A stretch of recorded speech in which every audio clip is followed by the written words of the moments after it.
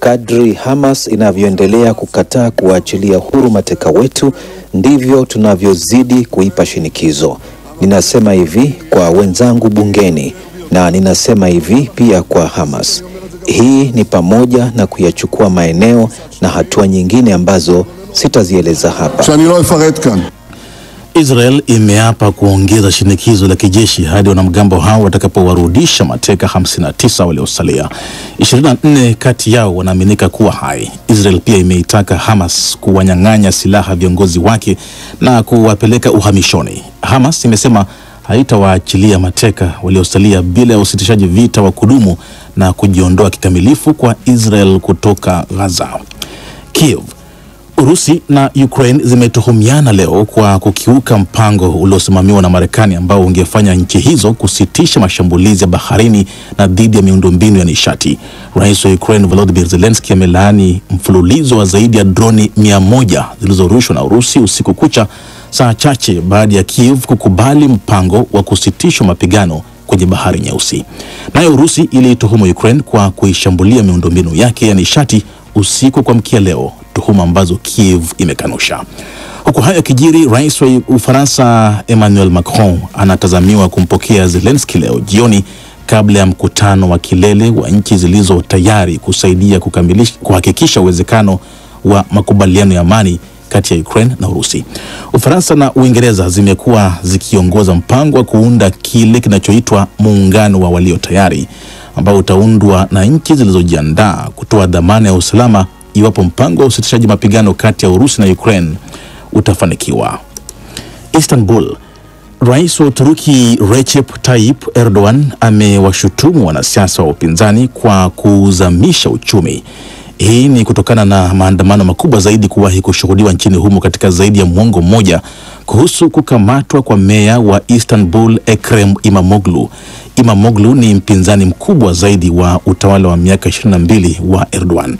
Chama cha meya huyo kimetoa wito wa kususiwa makampuni ambayo kinasema yanaunga mkono serikali ya Erdogan. Rais huyo wa Uturuki ameutuhumu upinzani kwa kile amesema ni kuwa na tamaa kiasi kwamba wanaitupa nchi na taifa kwenye moto. Katika hotuba yake kwa wabunge wa chama chake cha Haki na Maendeleo AKP, Erdogan ameongeza kuwa hujuma inayoulenga uchumi wa Uturuki itashughulikiwa mahakamani. Ni taarifa ya habari za ulimwengu kutoka DW Bonn. Washington.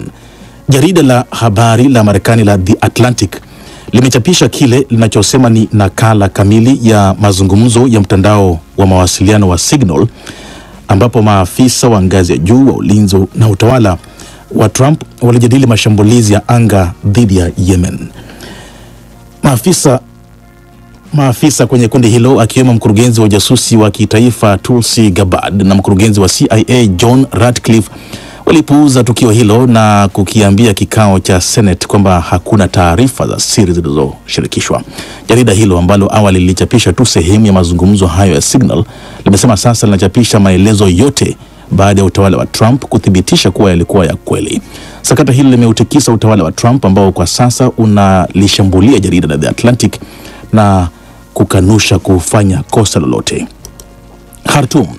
Jeshi la Sudan limeukomboa uwanja wa ndege wa Khartoum kutoka kwa vikosi vya Rapid Support Forces RSF. Chanzo cha kijeshi kimesema jeshi limechukua udhibiti kamili wa uwanja huo baada ya kuikamata ikulu ya rais Ijumaa iliyopita. Askari wameingia Khartoum wakikamata majengo ya taasisi za serikali yaliyoshikiliwa na RSF tangu vita vilipoanza kabla ya kuelekea kusini. Afisa huyo ambaye hajataka kutajwa jina amesema kusini mwa katikati ya Khartoum wanajeshi pia wamelizingira eneo la kimkakati la Jabel Alia. Eneo hilo lilikuwa ngome ya mwisho kubwa ya RSF katika eneo la Khartoum. Mwisho wa habari za ulimwengu kutoka DW Bonn. DW Dunia Yetu leo jioni.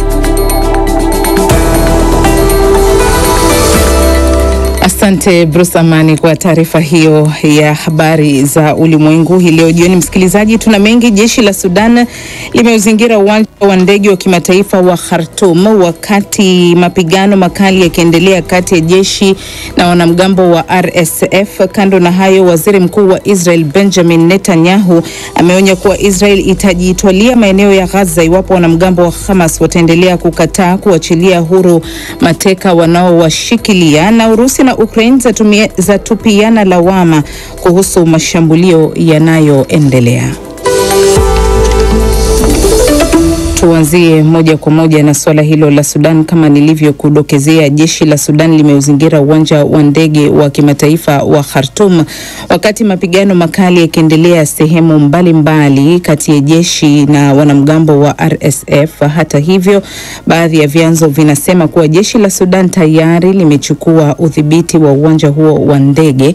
Zaidi anasimulia Bakari Ubena.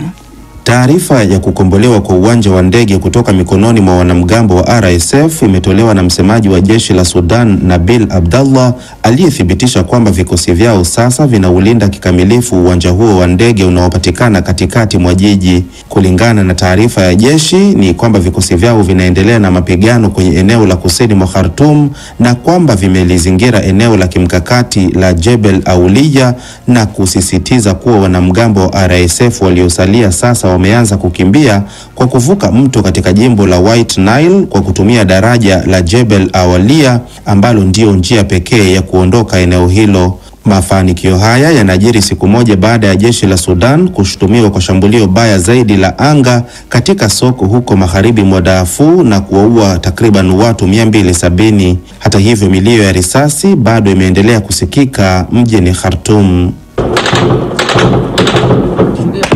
Baada ya kuimarisha vikosi na silaha zake, jeshi la Sudan linaonekana kukaribia kuudhibiti kabisa mji mkuu Khartoum, ambao serikali yake ililazimika kuukimbia mwanzoni mwa vita kuelekea katika mji wa bahari ya Shamu wa Port Sudan. Jeshi hilo lilianzisha wiki iliyopita operesheni kabambe ya kupambana na wanamgambo wa RSF kwa lengo la kuwafurusha katika mji mkuu Khartoum walipokuwa wameweka ngome yao. Ijumaa iliyopita, jeshi lilikomboa ikulu ya rais na kuchukua udhibiti wa majengo ya taasisi kadhaa za serikali. Video iliyopeperushwa kwenye mitandao ya kijamii na ambayo haikuweza kuthibitishwa na vyanzo huru imewaonyesha wakazi wa Khartoum wakisherehekea kufuatia pigo hilo jipya kwa wanamgambo wa RSF. Tangu kuanza kwa vita, RSF imekuwa ikilaumiwa kwa kukalia kwa mabavu makazi ya raia, kuwapora mali zao, kuhusika na vitendo vya unyanyasaji wa kijinsia na kadhalika. Hata hivyo, jeshi na wanamgambo wa RSF wote wamekuwa wakituhumiwa kwa kuwalenga raia na kushambulia kiholela maeneo ya makazi. Marekani iliwawekea vikwazo mahasimu wawili katika mzozo huo, ambao ni mkuu wa majeshi Abdel Fattah al-Burhan na makamu wake wa zamani, kamanda wa RSF Mohamed Hamdan Daglo. Vita vya Sudan vilivyoanza Aprili mwaka 2023 vimesababisha vifo vya maelfu ya watu, huku mamilioni ya wengine wakilazimika kuyahama makazi yao. Asante sana Bakari Ubena. Msikilizaji, hilo swala la Sudan ndio tutakalolijadili katika mjadala wetu hii leo. Tukisonga mbele, waziri mkuu wa Israel Benjamin Netanyahu ameonya kuwa Israel itajitwalia maeneo Gaza kama wanamgambo wa Hamas wakiendelea kukataa kuachilia huru mateka wanaowashikilia Palestina. Nalo kundi la Hamas limejibu kauli hiyo likisema mateka wa Israel watarejeshwa kwenye majeneza kama kutafanyika jaribio la kuwaokoa kwa nguvu. Angela Mdungu amekusanya hayo na mengine yanayoendelea kufukuta katika mzozo huo wa Mashariki ya Kati. Netanyahu ameendelea kuongeza shinikizo kwa kundi la Hamas, akitishia kuyatoa baadhi ya maeneo ya ukanda wa Gaza kama mateka waliochukuliwa na kundi hilo Oktoba 7 mwaka 2023 hawataachiliwa huru. Tunabadilisha taswira ya Mashariki ya Kati. Mapigano yanaendelea Gaza. Kadri Hamas inavyoendelea kukataa kuachilia huru mateka wetu, ndivyo tunavyozidi kuipa shinikizo. Ninasema hivi kwa wenzangu bungeni, na ninasema hivi pia kwa Hamas. Hii ni pamoja na kuyachukua maeneo na hatua nyingine ambazo sitazieleza hapa. Netanyahu ametoa kauli hiyo leo Jumatano mbele ya bunge la Israel, huku akiutuhumu upinzani nchini mwake kwa kuchochea machafuko baada ya maandamano ya siku za hivi karibuni ya kuipinga serikali yake. Katika hatua nyingine, wanamgambo wa kundi la Hamas wameonya kuwa mateka walio hai wanaoendelea kuwashikilia watauawa kama Israel itajaribu kuwaokoa kwa nguvu na kuendeleza mashambulizi ya anga kwenye ukanda wa Gaza.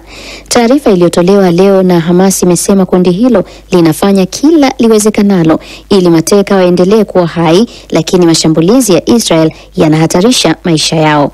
Kauli za Israel na Hamas zimetolewa huku kukiwa na taarifa kuwa jeshi la Israel limetoa amri ya watu kuondoka katika baadhi ya maeneo ya mji wa Gaza wakati likiongeza mashambulizi dhidi ya Hamas. Juma lililopita, Israel ilianza tena mashambulizi makali ya anga katika ukanda wa Gaza na kuvunja hali ya utulivu iliyotokana na kusitishwa kwa mapigano na kundi la Hamas mwezi Januari.